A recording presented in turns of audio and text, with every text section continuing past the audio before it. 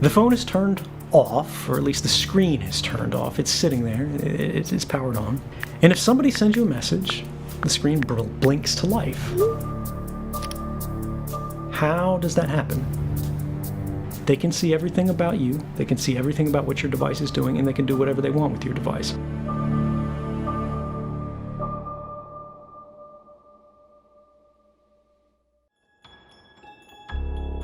Every smartphone, every phone at all, is constantly connected to the nearest cellular tower.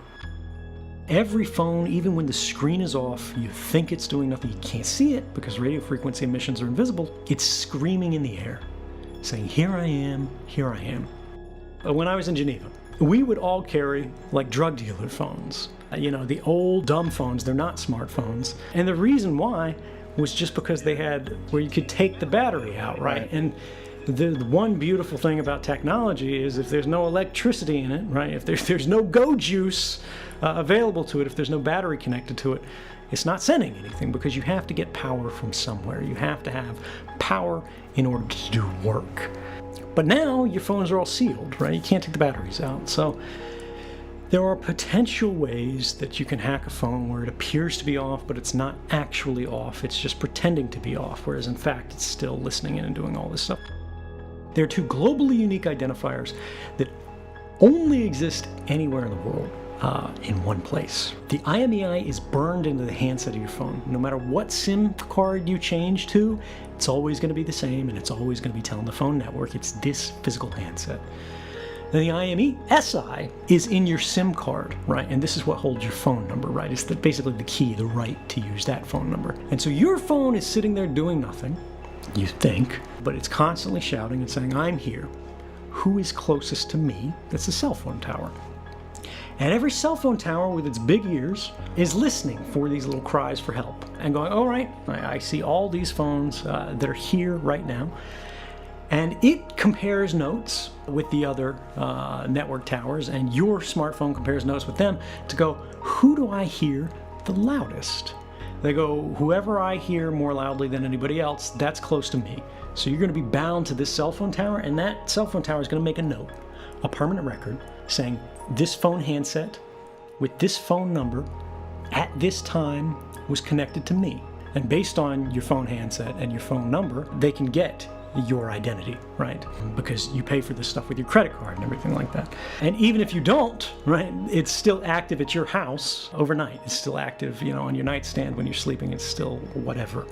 The movements of your phone are the movements of you as a person, and those are often quite uniquely identifying. It goes to your home, it goes to your workplace. And anyway, it's constantly shouting this out, and then it compares notes with the other parts of the network. And when somebody is trying to get to a phone, it compares notes, the network compares notes to go, where is this phone with this phone number in the world right now? And to that cell phone tower that is closest to that phone, it sends out a signal saying, we have a call for you. Make your phone start ringing so your owner can answer it. And then it connects it across this whole path. But what this means is that whenever you're carrying a phone, whenever the phone is turned on, there's a record of your presence at that place that is being made and created by companies. It does not need to be kept forever, and in fact, there's no good argument for it to be kept forever, but these companies see that as valuable information, right? This is the whole big data problem that we're running into, and all this information that used to be ephemeral, right? Where were you when you were 8 years old, Where were you? Where'd you go after you had a bad breakup? Who'd you spend the night with? Who'd you call after? All this information used to be ephemeral, meaning it disappeared, right? Like the morning dew, it would be gone. No one would remember it. But now these things are stored. Now these things are saved. It doesn't matter whether you're doing anything wrong. It doesn't matter whether you're the most ordinary person on Earth, because that's how bulk collection, which is the government's euphemism for mass surveillance, works. They simply collect it all in advance in hopes that one day it will become useful. And that was just talking about how you connect to the phone network. That's not talking about all those apps on your phone that are contacting the network even more frequently. How do you get a text message notification? How do you get an email notification? How is it that Facebook knows where you're at? All of these things, these analytics, they are trying to keep track through location services on your phone, through GPS, through even just what wireless access points you're connected to, because there's a global, constantly updated map. There's actually many of them, of wireless access points in the world, because just like we talked about, every phone has a unique identifier that's globally unique. Every wireless access point in the world, right? Your cable modem at home, whether it's in your laptop, every device that has a radio modem has a globally unique identifier in it. And this is a standard term, you can look it up. And these things can be mapped when they're broadcasting in the air, because again, like your phone says to the cell phone tower, I have this identifier. The cell phone tower responds and says, I have this identifier. And anybody who's listening, they can write these things down. They're keeping notes on whose Wi-Fi is active on this block, right? And then they build it into a giant map, so even if you have GPS turned off, right? As long as you're connected to Wi-Fi, those apps can go, well, I'm connected to Joe's Wi-Fi, but I can also see his neighbor's Wi-Fi here, and the other one in this apartment over here, and the other one in the apartment here, and you should only be able to hear those 4 globally unique Wi-Fi access points from these points in physical space, right? The intersection in between the spreads, the domes, of all those wireless access points. We need to identify the problem. And the central problem with smartphone use today is you have no idea what the hell it's doing at any given time. Like, the phone has the screen off, you don't know what it's connected to, you don't know how frequently it's doing it. I don't want Facebook to be able to talk right now. I just want my secure messenger app to be able to talk.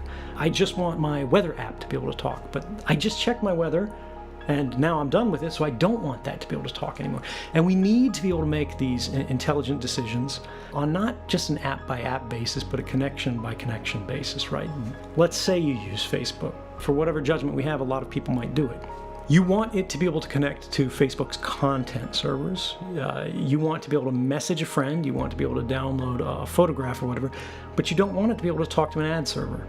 You don't want it to talk to an analytics server that's monitoring your behavior, right? You don't want it to talk to all these third-party things, because Facebook crams their garbage into almost every app that you download, and you don't even know it's happening because you can't see it, right? And this is the problem with the data collection use today, is there is an industry that is built on keeping this invisible. And what we need to do is we need to make the activities of our devices, whether it's a phone, whether it's a computer, or whatever, more visible and understandable to the average person, and then give them control over it. So, like, if you could see your phone right now, and at the very center of it is a little green icon that's your, handset, or it's a picture of your face, whatever, and then you see all these little spokes coming off of it. That's every app that your phone is talking to right now, or every app that is active on your phone right now, and all of the hosts that it's connecting to. And you can see right now, once every 3 seconds, your phone is checking into Facebook, and you could just poke that app, and then boom, it's not talking to Facebook anymore. Facebook's not allowed. Facebook's speaking privileges have been revoked, right? You would do that. We would all do that. If there was a button on your phone that said, do what I want, but not spy on me, you would press that button, right? Neither of them allow that button to exist. In fact, they actively interfere with it because they say it's a security risk. And from a particular perspective, they actually aren't wrong. That happens as a result of a single problem. And that problem is an inequality of available information. They can see everything about you, they can see everything about what your device is doing, and they can do whatever they want with your device. You, on the other hand, owned the device. Well, rather, you paid for the device. But increasingly these corporations own it, increasingly these governments own it, and increasingly we are living in a world where we do all the work, right? We pay all the taxes, we pay all the costs, but we own less and less. And nobody understands this better than the youngest generation. The story of our lifetimes is how intentionally, by design, a number of institutions, both governmental and corporate, realized it was in their mutual interest to conceal their data collection activities, to increase the breadth and depth of their sensor networks that were sort of spread out through society. This was intentionally concealed from us, right? The government did it, they used classification. Companies did it. They intentionally didn't talk about it. They denied these things were going. They said, you agreed to this, and you didn't agree to nothing like this. I'm sorry, right? They go, we put that terms of service page up, and you clicked that. You clicked a button that said, I agree, because you were trying to open an account so you could talk to your friends. You weren't trying to agree to some 600-page legal form that even if you read, you wouldn't understand. And it doesn't matter even if you did understand, because one of the very first paragraphs in it said, this agreement can be changed at any time unilaterally without your consent by the company. They have built a legal paradigm that presumes records collected about us do not belong to us.